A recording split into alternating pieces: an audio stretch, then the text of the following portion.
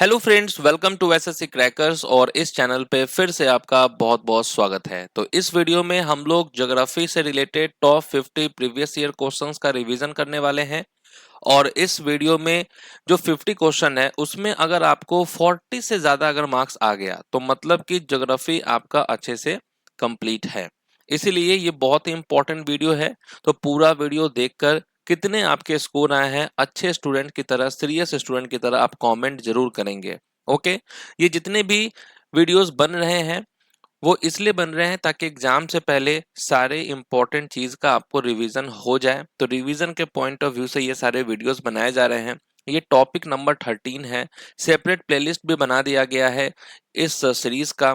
तो आप लोग जो है टेस्ट के रूप में इन सब वीडियोस को देखिए और स्कोर जरूर कमेंट कीजिए, ठीक है। चलिए देखते हैं कितने स्कोर आते हैं आप लोगों का। तो ऑल द बेस्ट इस वीडियो में। सभी क्वेश्चंस को अच्छे से आप सॉल्व करेंगे। चलिए, फर्स्ट क्वेश्चन है आप सबके लिए कि which of the following statement is या आर करेक्ट। कौन सा स्टेटमेंट जो है वो करेक्ट है। बहुत ही ध्यान से ऑप्शंस को आपको देखना है। ओके, पहला स्टेटमेंट है कि the study of universe is known as cosmology. The universe comprises of billion of galaxies. Our own galaxy is called the Milky Way और the आकाश गंगा। क्या लगता है आपको? तीनों स्टेटमेंट जो दिया हुआ है ना वो बिल्कुल करेक्ट है। तो जिसका भी option A B C correct आ रहा है सबको मिलेगा 2 मार्क्स। नेक्स्ट क्वेश्चन है which planet in the solar system is considered as Earth twin. तो पृथ्वी का जुड़वा ग्रह जो है वो हम किसे कहते हैं? वेनस को कहते हैं। आप सब लोग जानते हैं Venus is the right answer. Next question है कौन सा कथन सही है। पहला देखिए, Andromeda is our nearest galaxy. Latest known galaxy is the dwarf galaxy. Evolution of universe is explained by the big bang theory. क्या लगता है कौन कौन सा स्टेटमेंट करेक्ट है? तीनों स्टेटमेंट करेक्ट है। एंड्रोमेडा हमारी निकटतम आकाश गंगा है, ठीक है। और जो latest known galaxy is the dwarf Galaxy. और ब्रह्मांड के विकास को बिग बैंग सिद्धांत द्वारा समझाया गया है। नेक्स्ट देखिए, यहाँ पर आपको ऑप्शंस करेक्ट सिलेक्ट करने हैं। Select the correct options that indicates the arrangement of the following words in a logical and meaningful order. तो एक तरह से ये आपका रीजनिंग का क्वेश्चन हो गया, ठीक है। तो ध्यान से बताइए क्या होगा इसका correct answer. Very good, right answer होगा 5 1 2 4 3। सबसे बड़ा तो आप जानते हैं मिल्की वे होगा, उसके अंदर में आ जाएगा सोलर सिस्टम, ठीक है। सोलर सिस्टम के अंदर में आ जाएगा हमारा अर्थ। अर्थ के अंदर आ जाएगा हमारा एशिया और एशिया के अंदर आ जाएगा इंडिया। तो इस तरीके से ये सारे सीक्वेंस बैठने वाले हैं। नेक्स्ट है कि which of the following is not a type of rock. निम्नलिखित में से कौन चट्टान का प्रकार नहीं है? Igneous rock, sedimentary rock, trace rock या मेटामॉर्फिक रॉक। तो यहाँ ट्रेस रॉक जो है होगा करेक्ट आंसर, ठीक है। 3 टाइप के रॉक होते हैं, ठीक है। Igneous, sedimentary, metamorphic. Trace rock नहीं होगा। यहाँ है मैच द कॉलम। यहाँ आपको करेक्ट मैच करना है। तो ध्यान से देखिए ऑप्शंस को। Kerala, Annamalai hills, Meghalaya, Garo hills, Mizoram, Lushai hills. तो देखिए यहाँ पर जो है केरल का अन्नामलाई हिल्स होगा यानी 1 का ए होगा, मेघालय का गैरो हिल्स होगा, मिजोरम का आपका लुसई हिल्स होगा। ओके, नेक्स्ट क्वेश्चन है कि निम्नलिखित में से किस ग्रह का कोई चंद्रमा नहीं है। Which of the following planets does not have any moon. तो मून जो है वो वेनस के पास नहीं होता है, मरकरी के पास नहीं होता है, अर्थ के पास आप जानते हैं कि एक मून होता है कि नहीं। नेक्स्ट देखिए, मास्की शिलालेख वर्तमान में किस राज्य में स्थित है, ठीक है। किस स्टेट में आपको मिलेगा ये मास्की इंस्क्रिप्शन? तमिलनाडु, कर्नाटक, मध्य प्रदेश या आंध्र प्रदेश। तो आप कहेंगे कर्नाटक में है ये मास्की इंस्क्रिप्शन। नेक्स्ट है seismograph is use to measure. Okay, seismograph का जो है उपयोग किस चीज को मापने के लिए किया जाता है? आपने बहुत बार इसको देखा होगा क्वेश्चन को प्रीवियस ईयर में। अर्थक्वेक्स होगा यहाँ पर करेक्ट आंसर। भूकंप को मापने के लिए सिस्मोग्राफ का उपयोग किया जाता है। नेक्स्ट क्वेश्चन है बांग्लादेश का राष्ट्रीय फल कौन सा है? देखिए नेबरिंग कंट्री से जो क्वेश्चन आता है, ओके, तो बांग्लादेश का राष्ट्रीय फल कौन सा है, ये पूछा गया था एक बार एग्जाम में, तो जैक फ्रूट होगा। कटहल जो आप खाते हैं वही है बांग्लादेश का नेशनल फ्रूट। नेक्स्ट है, नदियों का कौन सा समूह प्रायद्वीपीय जल निकासी प्रणाली का हिस्सा है? Which group of a river is a part of the peninsular drainage system? Okay, दो टाइप के रिवर सिस्टम है, एक हिमालयन रिवर सिस्टम है, पेनिनसुलर रिवर सिस्टम है। तो पेनिनसुलर ड्रेनेज सिस्टम में कौन सा रिवर आएगा? तो महानदी और गोदावरी आने वाला है। ओके, ये जो पेयर है बिल्कुल करेक्ट है। नेक्स्ट है, निम्नलिखित में से कौन सा हमारे सौर मंडल का आंतरिक ग्रह नहीं है? Which of the following is not an inner planet of our solar system? तो देखिए प्लैनेट को भी जो है दो टाइप में बांट दिया गया है, एक इनर प्लैनेट, एक आउटर प्लैनेट। तो इनर प्लैनेट में आपका कौन कौन सा आ जाएगा? मरकरी, वेनस, अर्थ, मार्स। ओके, आउटर में आ जाएगा फिर जुपिटर, सैटर्न, यूरेनस, नेपच्यून। तो यहाँ पे इस हिसाब से जुपिटर हो जाएगा करेक्ट आंसर, क्योंकि जुपिटर तो आउटर प्लैनेट में आ गया।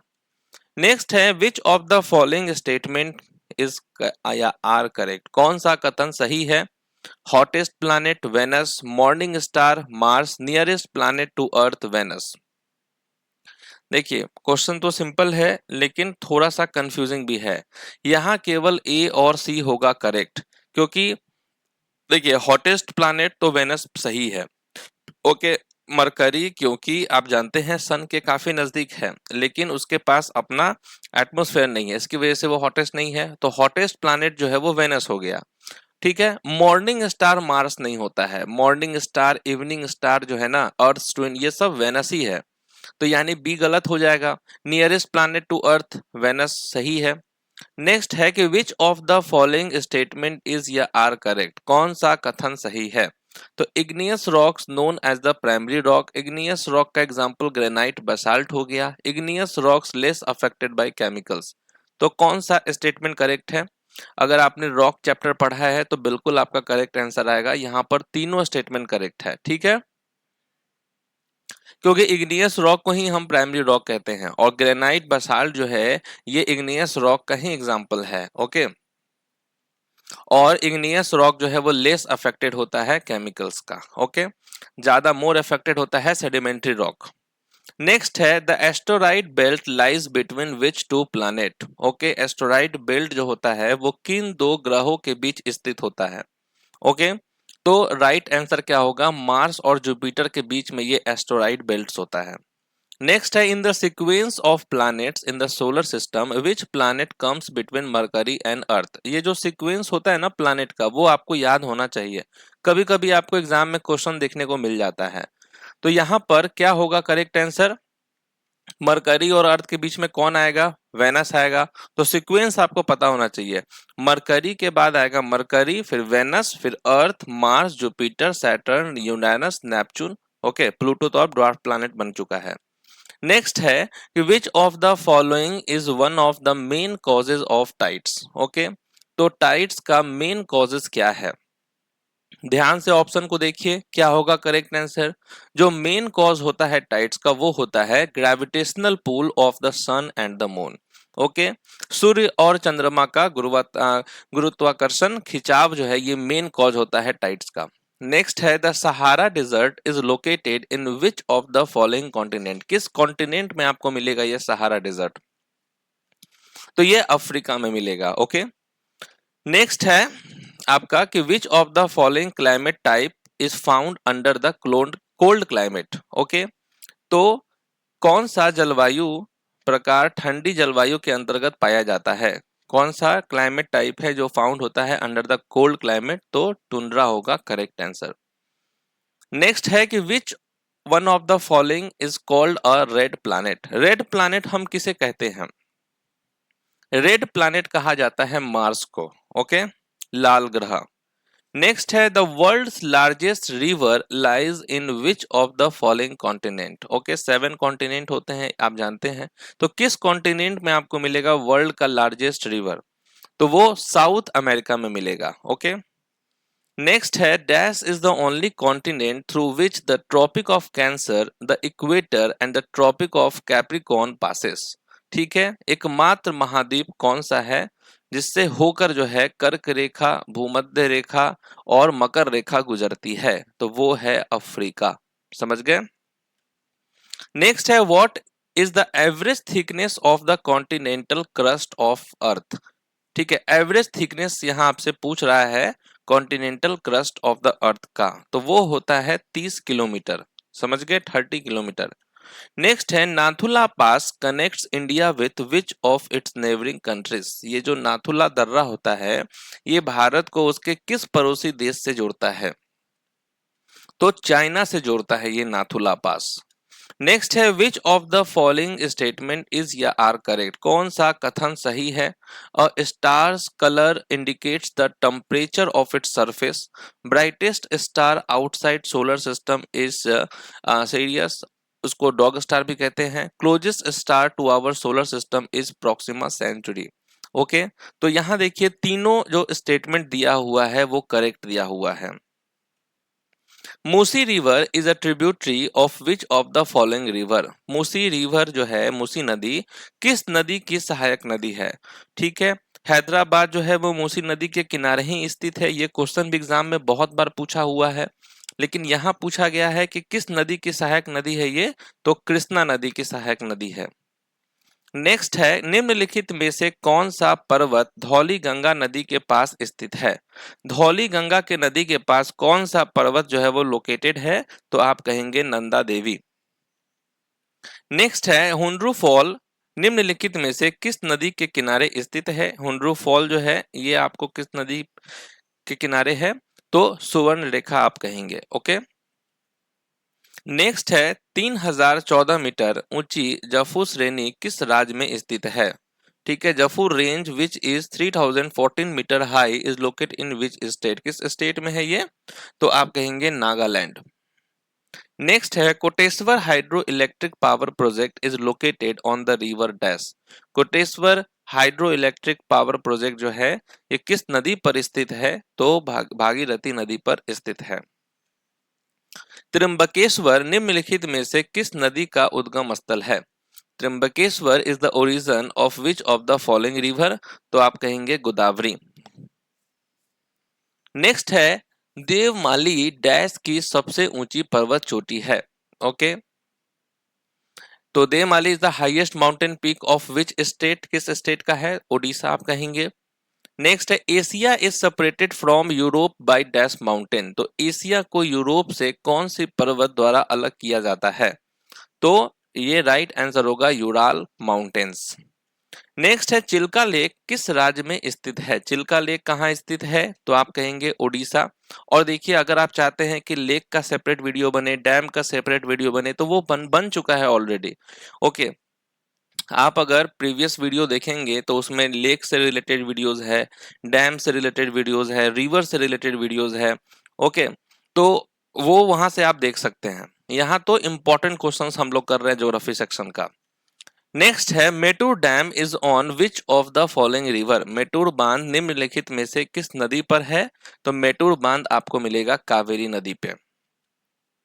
विजयनगर की स्थापना किस नदी के तट पर हुई थी? विजयनगर जो है वो किस नदी के किनारे है? तो आप कहेंगे तुंगभद्रा। ठीक है, Tungabhadra is the right answer. Next है Brahmaputra is known as Jamuna river in which country. किस कंट्री में ब्रह्मपुत्र रिवर को जो है जमुना नदी के नाम से जाना जाता है? तो बांग्लादेश में जाना जाता है। ओके, नेक्स्ट है कि वायुमंडल की निम्नलिखित में से कौन सी परत ग्रीन हाउस प्रभाव के लिए सबसे अधिक उत्तरदायी है? Which of the following layers of the atmosphere is most liable for the green house effect?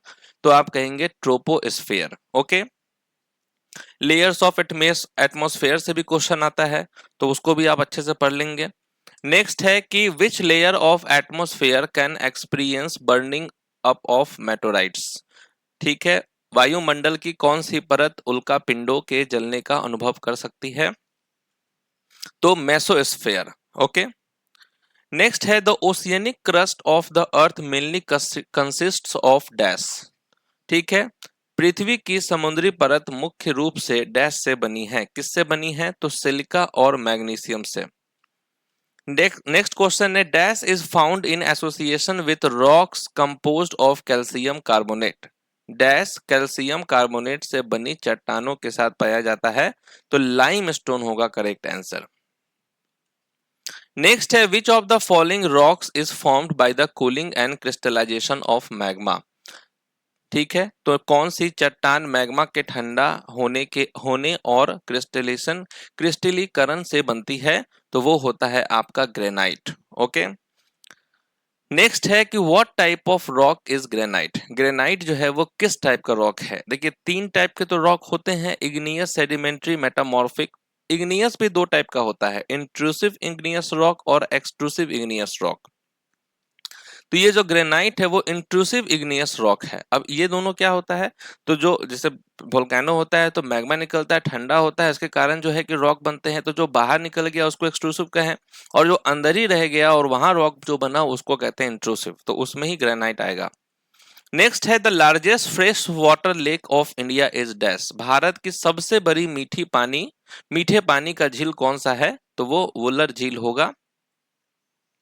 Next है mushroom rocks are form due to dash. Mushroom rock कैसे बनते हैं, तो मशरूम रॉक बनता है विंड इरोजन से, हवा के कारण ये रॉक बन जाता है। और मशरूम टाइप का आप जैसे मशरूम देखते हैं ना, जो खाने में मशरूम हम लोग यूज करते हैं, उसी टाइप का ये बन जाएगा विंड इरोजन के कारण।